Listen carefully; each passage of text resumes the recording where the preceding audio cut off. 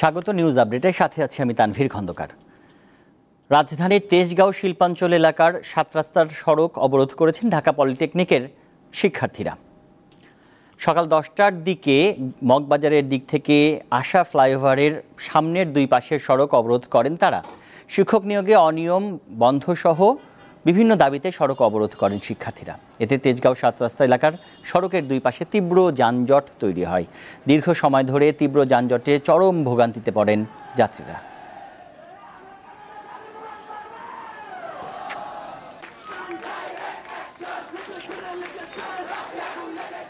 দর্শক, ঘটনাস্থল থেকে সরাসরি যুক্ত হবেন সহকর্মী সোহাগ আহমেদ। তিনি এই মুহূর্তে আছেন আন্দোলনরত শিক্ষার্থীদের ওখানে। আমরা জানতে চাই তার কাছে, সোহাগ, আপনি আমাদেরকে জানাবেন এখন সেখানকার অবস্থা কি এবং শিক্ষার্থীরা আসলে কি কি দাবি নিয়ে সড়ক অবরোধ করছেন?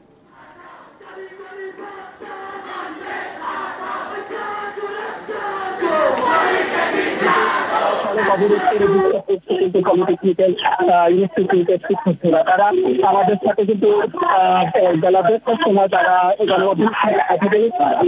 যে সরকার দাবি করেছেন অন্যতম দাবি হচ্ছে যে তাদের মাধ্যমে আসলে এই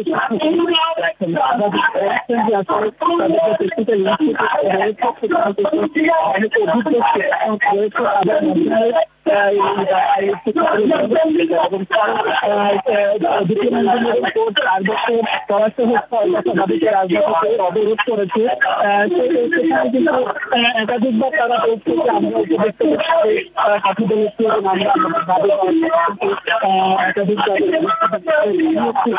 তাদের কথাগুলোকে তারা মূল্যায়ন করেনি, তারা বাধ্য হয়ে কিন্তু দর্শক, সোহাগ আহমেদ ৭ রাস্তা থেকে যুক্ত হয়েছিলেন, আমাদেরকে জানাচ্ছিলেন আসলে পলিটেকনিক ইনস্টিটিউটের যে শিক্ষার্থীরা সড়ক অবরোধ করেছে সেই খবর। চলে যাচ্ছে অন্যান্য সংবাদে। অন্তর্বর্তী সরকার দেশে কি কি সংস্কার করতে চায় তা সুস্পষ্ট করে জনগণের কাছে তুলে ধরার আহ্বান জানিয়েছেন বিএনপির মহাসচিব মির্জা ফখরুল ইসলাম আলমগীর।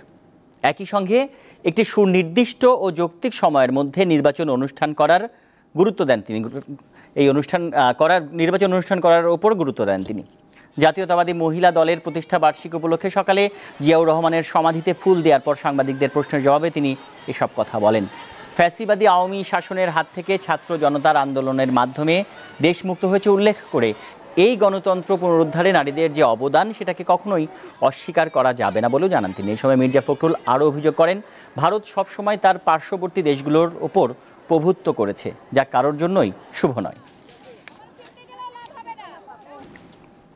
সংস্কারগুলো ঘোষণা করে যেটা তারা করতে চান সেগুলো জনগণের সামনে তুলে ধরা এবং সেটার সময় নির্ধারণ করা, যাতে করে সুনির্দিষ্ট একটা যৌক্তিক সময়ের মধ্যে নির্বাচন হতে পারে এবং জনগণের ক্ষমতা জনগণের হাতে তুলে দেওয়া যেতে পারে। শুধু বাংলাদেশ নয়, পার্শ্ববর্তী দেশগুলোর সঙ্গেও ভারতের সম্পর্ক খুব ভালো যাচ্ছে না। এটা অন্যতম প্রধান কারণ আমার কাছে যেটা মনে হয় যে ভারত সবসময় একটা প্রভুত্ব একটা রাজনীতি তারা এই দেশগুলোর সঙ্গে পার্শ্ববর্তী দেশগুলোর সঙ্গে করেছে, যেটা ভারতের জন্য শুভ বয়ে আনবে না, পার্শ্ববর্তী দেশগুলোর জন্য শুভ বয়ে আনবে। সাংবাদিক দম্পতি সাগর সারোয়ার ও মেহরুনি হত্যা মামলায় তদন্ত প্রতিবেদন দাখিলের সময় আরেক দফায় পিছিয়েছে। এ নিয়ে আলোচিত এ হত্যা মামলার তদন্ত প্রতিবেদন জমার তারিখ ১১১ বার পেছালো। সোমবার আদালত এ মামলার তদন্ত প্রতিবেদন জমা দিতে আগামী ১৫ অক্টোবর দিন ধার্য করেছেন।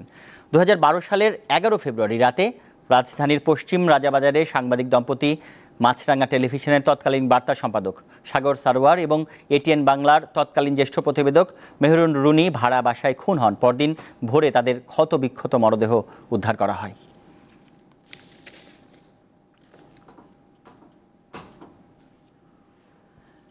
ঠাকুরগাঁওয়ের বালিয়াডাঙ্গিতে ভারতীয় সীমান্তরক্ষী বাহিনী বিএসএফের গুলিতে এক বাংলাদেশি কিশোর নিহত হয়েছে। ভোরে উপজেলার ধনতলা সীমান্তে এ ঘটনা ঘটে। নিহত কিশোরের নাম জয়ন্ত কুমার সিংহ।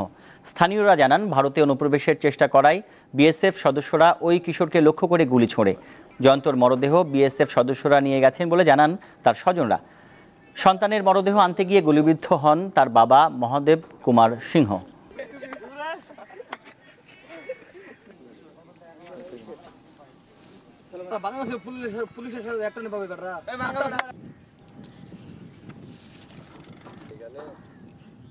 দিন দিলে হয়ে যাবে। বাঘেরহাটের ফকিরহাটে পিকআপ ও ইজি বাইকের মুখোমুখি সংঘর্ষে এক শিক্ষিকা সহ 4 জন নিহত হয়েছেন। আহত হন আরও 3 জন। সকালে ঢাকা খুলনা মহাসড়কের ফকিরহাটের কাটাখালী এলাকায় এ দুর্ঘটনা ঘটে। পুলিশ জানায় কাটাখালী থেকে যাত্রীবাহী ইজি বাইকটি টাউন নাওয়াপাড়ার দিকে যাচ্ছিল। এ সময় বিপরীত দিক থেকে আসা পিকআপ ভ্যানের সঙ্গে মূলত ইজি বাইকের সংঘর্ষ হয়।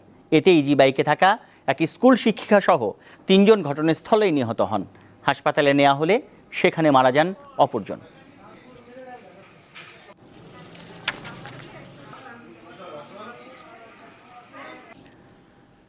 সাভার আশুলিয়া শিল্পাঞ্চলের পরিস্থিতি এখন অনেকটাই শান্ত। সকাল থেকে কোথাও কোনো আন্দোলনও হয়নি। অভ্যন্তরীণ দাবি নিয়ে মালিকপক্ষের সাথে বনিবনা না হওয়ায় মূলত আশুলিয়ায় ৭৯টি কারখানায় আজ সাধারণ ছুটি ঘোষণা করে প্রতিষ্ঠানগুলোর কর্তৃপক্ষ। সাভার আশুলিয়া শিল্পাঞ্চলের প্রায় সব কারখানায় কাজে যোগ দেন শ্রমিকরা। দিনভর প্রতিটি প্রতিষ্ঠানে স্বাভাবিক কার্যক্রম চলে। কোথাও হামলা ভাঙচুর বা সড়ক অবরোধের ঘটনা ঘটেনি। শিল্প পুলিশ জানায় সার্বিক পরিস্থিতি স্বাভাবিক থাকলেও আগে থেকে বেশ কয়েকটি কারখানায় দাবি দাওয়া নিয়ে শ্রমিকদের মধ্যে অসন্তোষ ছিল। ওইসব কারখানার শ্রমিকরা কাজে যোগ দেয়নি। ওইসব প্রতিষ্ঠানের কর্তৃপক্ষ সোমবারের জন্য সাধারণ ছুটি ঘোষণা করে। যাদের ফ্যাক্টরির ভিতরে ইন্টারনাল সমস্যাগুলো সলভ করতে পারে নাই এবং অনেকে অন্য ফ্যাক্টরি দ্বারা ডিস্টার্ব হওয়ার ভয়ে কিছু কিছু ফ্যাক্টরি বন্ধ রেখেছে, যার কারণে আজকে টোটাল ৭৯টার মতো ফ্যাক্টরির কাজ বন্ধ আছে, বাকি সকল ফ্যাক্টরি চলমান আছে। শিল্পাঞ্চলে যে কোনো ধরনের অপ্রীতিকর ঘটনা এড়াতে কারখানার সামনে অতিরিক্ত পুলিশ মোতায়েন করা হয়েছে। নিরাপত্তা ব্যবস্থা গতকালকের মতোই একেবারে খুব ভালো অবস্থায় আছে। আপনারা দেখেছেন রাস্তায় কোথাও কোনো সহিংসতা কিংবা কোনো ধরনের অবরোধ, রাস্তা ব্লক কোনো কিছুই নেই। সাভার আশুলিয়া শিল্পাঞ্চলে পুলিশের পাশাপাশি যৌথ বাহিনীর টহল অব্যাহত রয়েছে। দীপ্ত বার্তা কক্ষ। আন্তর্জাতিক। ক্রমেই উত্তেজনা বাড়ছে ভারতের পূর্বাঞ্চলীয় মণিপুর রাজ্যে।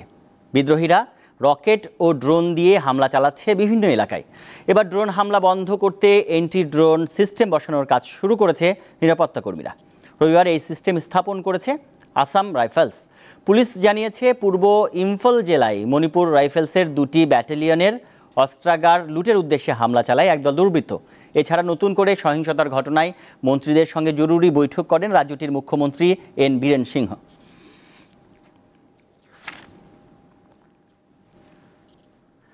যুক্তরাষ্ট্রের প্রেসিডেন্ট নির্বাচন সামনে রেখে ডেমোক্রেটিক প্রার্থী কমলা হ্যারিস এবং রিপাবলিকান প্রার্থী ডোনাল্ড ট্রাম্প আনুষ্ঠানিক নির্বাচনী বিতর্কে মুখোমুখি হতে যাচ্ছেন। এরই মধ্যে শেষ হয়েছে সব প্রস্তুতি। বাংলাদেশ সময় বুধবার সকাল 7টায় পেনসিলভানিয়া অঙ্গরাজ্যের ফিলাডেলফিয়া শহরে এই বিতর্ক অনুষ্ঠিত হবে। যুক্তরাষ্ট্রের সংবাদ মাধ্যম ABC এই আয়োজন করছে। জুনে ট্রাম্পের সাথে টেলিভিশন বিতর্কে প্রেসিডেন্ট জো বাইডেনের বিপর্যয়ের পর বাইডেন নিজের প্রার্থিতা প্রত্যাহার করতে বাধ্য হন। পরে ডেমোক্র্যাট দলের প্রার্থী মনোনীত হন কমলা হ্যারিস। এদিকে টেলিভিশন বিতর্কের আগেই কমলা হ্যারিসকে নিয়ে একের পর এক আক্রমণাত্মক মন্তব্য করছেন ট্রাম্প। জরিপে দেখা গেছে জনসমর্থনে ট্রাম্পের চেয়ে কমলা হ্যারিস এগিয়ে আছেন।